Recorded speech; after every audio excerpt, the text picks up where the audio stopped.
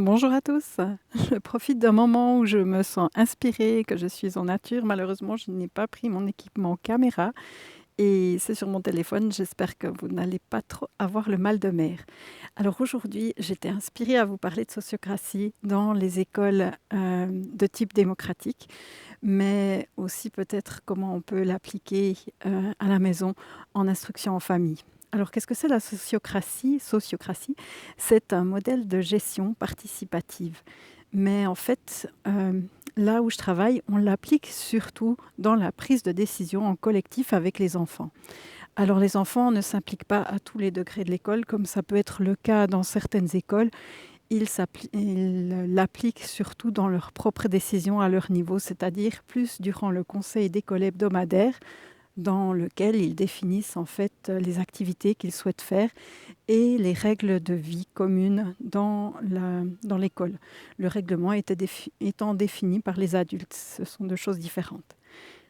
Alors, les règles de vie qui sont à l'intérieur de l'école et les activités peuvent être choisies durant ce temps de rencontre qui se passe tous ensemble en fait.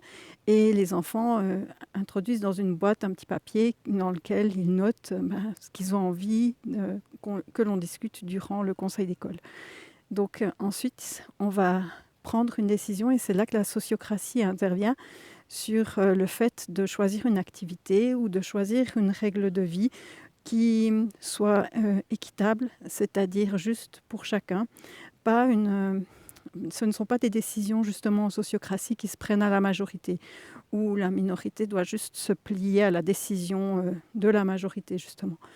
Bien au contraire, on tient compte des oppositions parce que ces oppositions vont permettre de justement prendre en compte les différents paramètres de l'école, les différentes personnes qui y vivent et de tenir compte des besoins de chacun. Alors pour ça, c'est très intéressant, je trouve.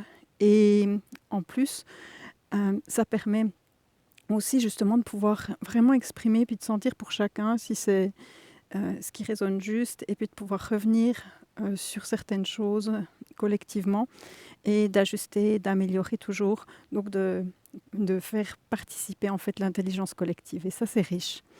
Donc, c'est la manière dont on l'utilise en fait avec les enfants et je pense que c'est tout à fait transposable au sein d'une famille quand on décide de faire un voyage, quand on décide de faire une activité, un atelier, de participer à une sortie ou même pour s'organiser, pour gérer les tâches ménagères et l'implication de chacun dans la maison.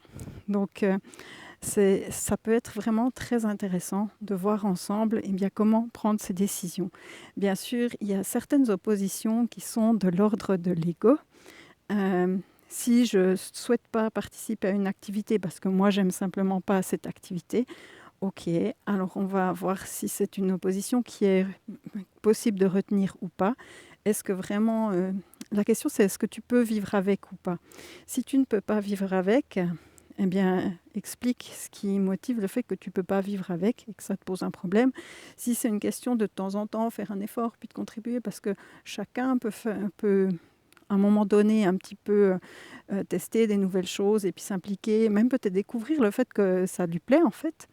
Et ça, c'est important. Donc, à moins que je ne veux pas faire une activité parce que vous décidez d'aller monter en montagne et puis moi je suis en chaise roulante ou je ne sais pas, il y a grand-père qui vient avec en chaise roulante, il ne pourra pas, donc comment on peut faire autrement, une autre sortie qui soit plus adaptée. Et là, c'est une autre question et c'est intéressant.